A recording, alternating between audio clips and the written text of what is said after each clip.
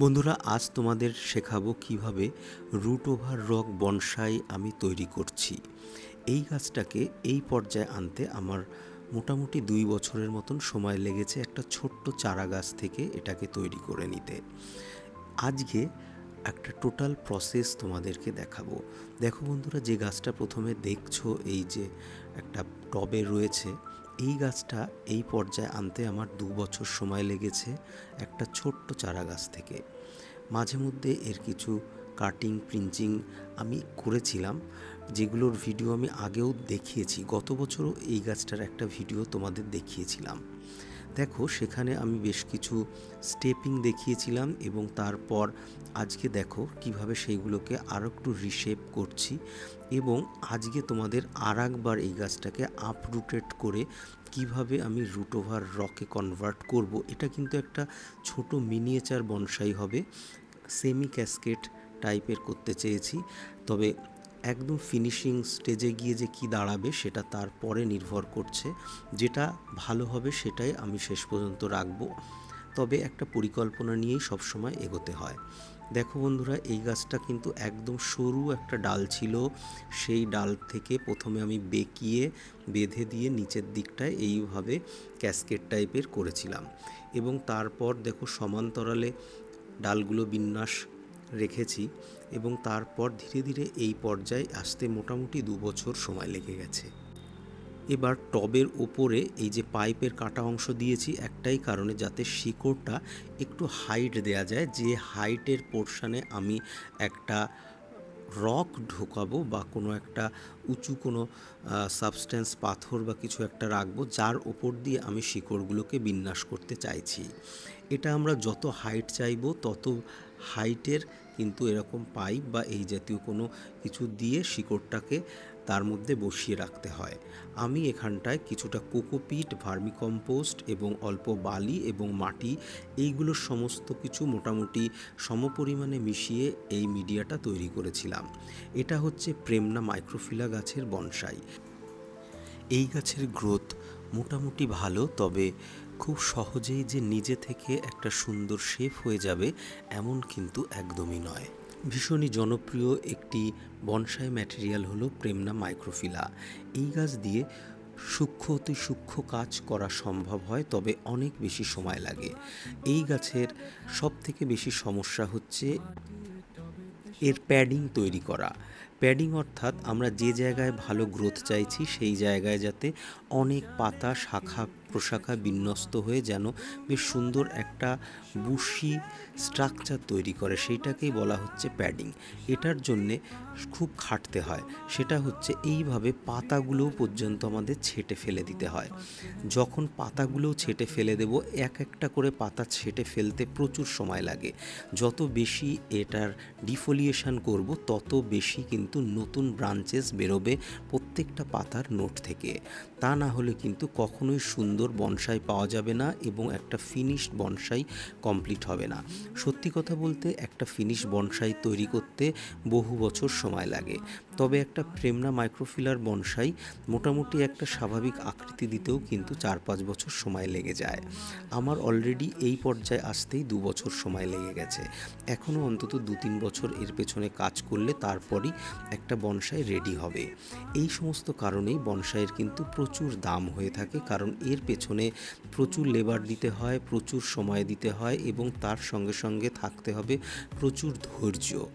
এবং এইভাবে এক একটি করে পাতা ছেঁটে গাছ তৈরি করা যে কতটা কঠিন এবং ধৈর্য সহকারে এটা করতে হয়, সেটা যে করবে সে ছাড়া কেউ বুঝবেই না। তবে সবই শখ, শখ না থাকলে এ সমস্ত করার কোনো মানেই হয় না। দারুণ রেস্টুরেন্টে গিয়ে ভালো খাবার খেয়ে নিলে অনেক আনন্দ অনেকে পেয়ে যায়, তবে আমি যদিও এই সমস্ত পাই না বন্ধুরা, সেই কারণে আমার এই সমস্তই ভালো লাগে।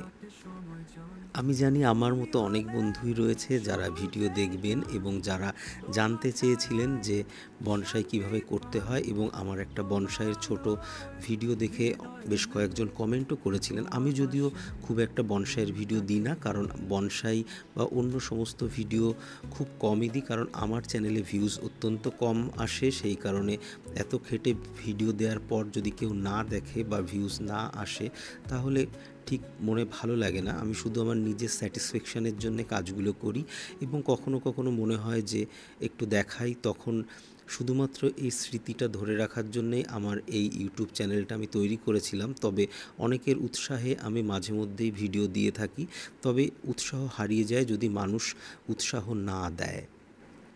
আজকাল অনেকেই স্কিল আছে কিনা সেই বিষয়টা না বিবেচনা করেই শুধুমাত্র কার প্রোফাইলে বা কার চ্যানেলে কত রিচ আছে সেইটা দেখেই তার যোগ্যতা বিচার করেন। এটা হয়তো খানিকটা ভুল বলে মনে হয় আমার। অবশ্যই আমারও ভুল হতে পারে, সেজন্যই হয়তো আমার চ্যানেলে রিচ অনেক কম হয়। দেখুন বন্ধুরা, কিভাবে আস্তে আস্তে করে গাছটাকে একটু পরিষ্কার করে দিচ্ছি এবং পরিষ্কার করতে কতটা সময় লাগছে, এবং এই যে আমি এটাকে অনেকটা কেটে ছেটে আপনাদের দেখালাম, এটা যদি টোটালটাই দেখানো যেত তাহলে আরও ভালোভাবে আপনারা বুঝতে পারতেন। দেখুন, এইবার এটাকে আমি এই টবটা থেকে তুলব। এর শেকড় সম্পূর্ণভাবে এঁটে গেছে। এবার আমি এই পাইপটা থেকে ছাড়িয়ে নেব এবং শিকড়গুলো পরিষ্কার করে ফার্স্টে খুব ধীরে ধীরে আমাদের এই কাজগুলো করতে হবে, কারণ ভিতরে যে শিকড়গুলো কিভাবে বিন্যস্ত আছে সেটা আমরা কিন্তু জানি না। আমাদের কিন্তু এর ভিতরের মেন রুটের বিন্যাসটাকে প্রয়োজন। যত ভালো রুটের বিন্যাস হবে তত কিন্তু আমরা সুন্দরভাবে এর রুটটাকে সাজিয়ে নিতে পারবো, যে রকের ওপর আমি রুট ওভার রক বা আমরা রুট ওভার রক করতে চাইছি সেইটার ওপরে। দেখুন, খুব সাবধানে এটাকে তুলতে হবে। হঠাৎ করে যদি খুব জোরে টান মারি তাহলে কিন্তু শিকড় কেটে যেতে পারে। সেজন্যে এই 2 বছরের পরিশ্রম কিন্তু একদম মাটি হয়ে যাবে বন্ধুরা যদি শেকড়গুলো কেটে যায়। সেজন্য খুব সাবধানতা অবলম্বন করতে হবে এবং এবার যেটা করার দরকার, আস্তে করে মাটিগুলোকে রিমুভ করতে হবে এবং তারপর জল দিয়ে ধুয়ে নিতে হবে। আমি প্রথমে অল্প মাটি রিমুভ করে নেব, কারণ আমি এটা আমার গ্যারেজ ঘরের মধ্যে করছি। আমাকে এটাকে নিয়ে যেতে হবে ট্যাপে জল দিয়ে ভালো করে ধোয়ার জন্যে। সেজন্য ফার্স্টে আমি এটাকে একটু মাটিটা ফেলে কমিয়ে নিতে চাইছি। তবে আপনাদের যাদের সুবিধা আছে, আমি যেহেতু আজকে ছাদে কাজ করছি না, বাইরে প্রচুর বৃষ্টি হচ্ছে, সেই কারণে ঘরে নিয়ে এসেছি। এইবার এটাকে মাটিটা কমিয়ে নিয়ে এবার আমি জল দিয়ে ধুয়ে নিয়ে আপনাদের দেখাবো। এরপর আমাদেরকে যে গুরুত্বপূর্ণ শিকড়গুলো আছে সেইগুলো রেখে অবাঞ্ছিত যে শিকড়গুলো আমাদের দরকার নেই বা দেখতে ভালো লাগবে না, প্রয়োজন নেই মনে হবে, সেইগুলোকে ছেঁটে ফেলতে হবে। সব থেকে বেশি গুরুত্ব দিতে হবে যে মেন যে শিকড়গুলো আছে বা শক্ত মোটা শিকড় সেইগুলোকে, কারণ এইগুলোই পরবর্তীতে কাণ্ডের মতন কিন্তু গাছের হাইট প্রদান করবে, ওই রকের উপর সুন্দরভাবে বেষ্টন করে থাকবে। বন্ধুরা দেখুন, এখানে ফাইব্রাস বা দুর্বল যে সরু রুটগুলো আছে সেই শিকড়গুলোকে কেটে ফেলতে হবে এবং ভিতরে যে শক্ত মেন শিকড়গুলো দেখা যাচ্ছে সেই শিকড়গুলো হচ্ছে আমাদের সেই কাঙ্ক্ষিত শিকড়, যেটার জন্যে আমরা এটাকে হাইট দেওয়ার চেষ্টা করেছিলাম। এই যে মাঝখানে দেখুন একটু ফাঁকা জায়গা তৈরি হয়েছে, এই ফাঁকা জায়গাটার মধ্যে কিন্তু ওই রকটাকে আমরা আলতো করে ঢুকিয়ে দেব। সেটাই পরবর্তীতে কিন্তু বেষ্টন করে থাকবে, যেটা বাইরে থেকে দেখা যাবে এবং এই বনসাইটাকে দেখতে সুন্দর লাগবে।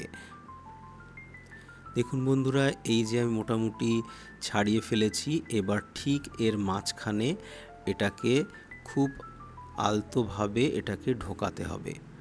দেখুন বন্ধুরা, এইভাবে একটু ঢোকাতে হবে। একটু সমস্যা হবে সবারই, কিন্তু খুব সাবধানতার সঙ্গে কাজটা করতে হবে, কারণ শেকড়গুলো কিন্তু যতই মোটা হোক না কেন, এটা জলে যেহেতু ভিজে এটা কিন্তু নরম হয়ে গেছে এবং এটা কিন্তু যে কোনো সময় ভেঙে যেতে পারে। সেই জন্যে একটু সময় নিয়ে খুব ধীরে ধীরে এই কাজটা করতে হবে। আমি যেহেতু একটু তাড়াতাড়ি করার অভ্যেস আছে আমার, সেজন্য আমি একটু তাড়াতাড়ি করে ফেললাম, কিন্তু আপনারা কিন্তু যারা এটা করতে চাইছেন তারা কিন্তু খুব আস্তে আস্তে এই কাজটা করবেন। এইবার দেখুন, আপনারা যেমন রক নেবেন, আমি যেহেতু এই বনসাইটা ছোট করব, খুব একটা বড় পাত্রে দেব না, সেই জন্য ছোট একটি রক নিয়েছি এবং এরপর এরকমভাবে যেভাবে দেখতে সুন্দর লাগবে সেইভাবে আমাদেরকে এটাকে সাজিয়ে দিতে হবে ওই রকটার ওপরে। এই যে একটা লাভা রকের টুকরো আমি নিলাম, আপনারা চাইলে যে কোনো পাথরের টুকরো বা শাল কাঠের পুরনো সিজন করা টুকরো দিয়েও কিন্তু এই সেম কাজটা করে নিতে পারেন। দেখুন বন্ধুরা, দুই সাইড কীরকম হয়েছে। এবার যে কাজটা রয়েছে সেটা হচ্ছে যেভাবে আমরা এই শিকড়গুলোকে বিন্যস্ত করব সেইভাবেই যাতে এটা থাকে মাটির নিচে, সেই জন্যে এটাকে আমাদেরকে সুতো দিয়ে বেঁধে দিতে হবে, নাইলনের সুতো দিয়ে, যাতে করে সেটা পচে না যায়, এবং তারপর আবার পটিং করে দেব।